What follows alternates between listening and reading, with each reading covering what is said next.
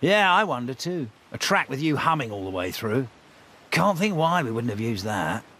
On Melancholy Hill, the video that contains computer-animated graphics with additional plastic-looking images, I mean, how was this accomplished and how much planning did it take to create this unique music video? I don't know what you're talking about.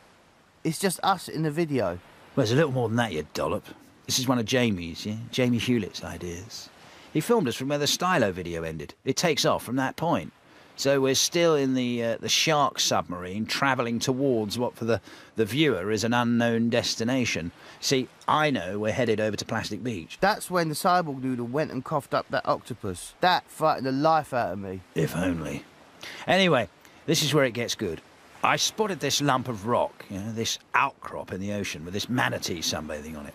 I'm not sure exactly what I'd taken that day, but the visuals were really strong.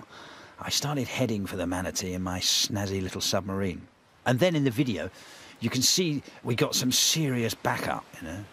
We're joined by a host of other submarines in all shapes and sizes, all travelling to the same destination with me.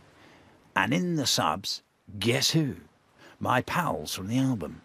Lou Reed, Griff Rhys, Snoop Dogg, Paul Simonon, Mick Jones and De La Soul. The boys. But then, you know, it gets a bit darker. We can see that the manatee's covered in barbed wire, and it's the boogeyman trying to take the poor creature down under into the murky depths of the ocean. So, yeah, Melancholy Hill. That's a place on the island. The Melancholy Hill of Plastic Beach. It's that feeling, that place that you get in your soul sometimes, like someone's let your tyres down, yeah? A bit deflated. I usually get that around Tuesday morning. Clears up again maybe Thursday and I'm ready to start all over again.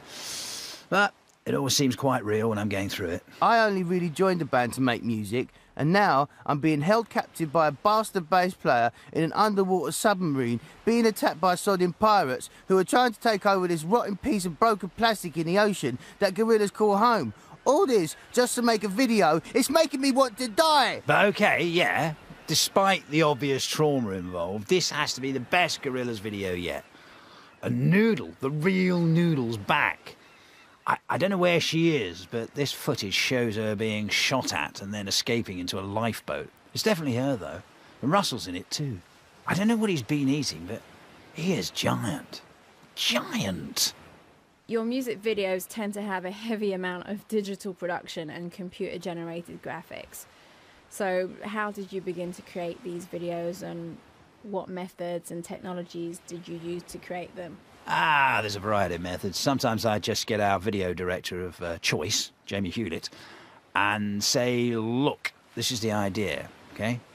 Other times he's had to listen to the track and he'll sketch a couple of ideas out. Sometimes we'll meet up and talk about it. Sometimes. I might mime the video out and then kind of email him in a link. One time I got inside a box and mailed myself to him. It's always different. Once we've filmed the basic premise, you know, all synced up to the track, right, we'll send it over to the Oompa Loompas at Passion Pictures and they'll get to work in their little underground mines, adding effects and extras, just to give them the extra wow factors.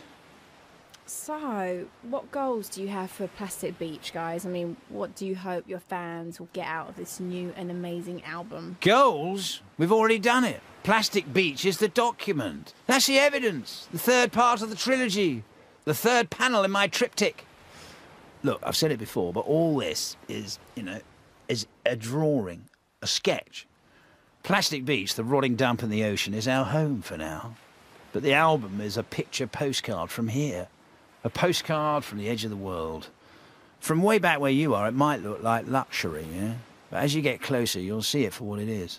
A horrible lump of plastic that's been painted pink. It's a fake luxury, yeah? Transparent.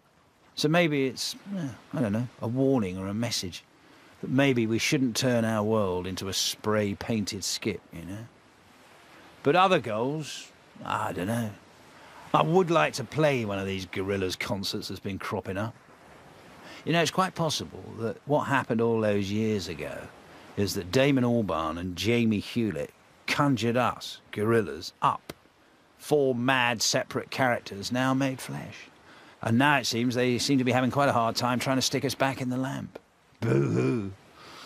We're here now, and not even with the Clash as backup are you going to defeat us.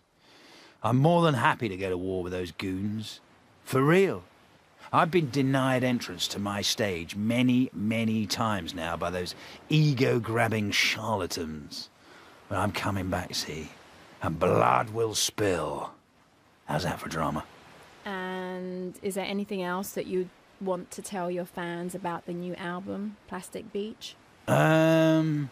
Yeah. Well, it might just be the missing part of the jigsaw. Real fans will know what I'm talking about, you know? Oh, and yeah, there's one other thing. Plastic Beach, this place I'm on, I think there's something very odd happening here. You see, I just noticed, and it's easy enough to point out, that since the beginning of time, each leap of evolution and innovation has taken a shorter and shorter amount of time. The universe was created 14 billion years ago. Earth, 4.5 billion years. Man arrived in its earliest state about 4.5 million years ago.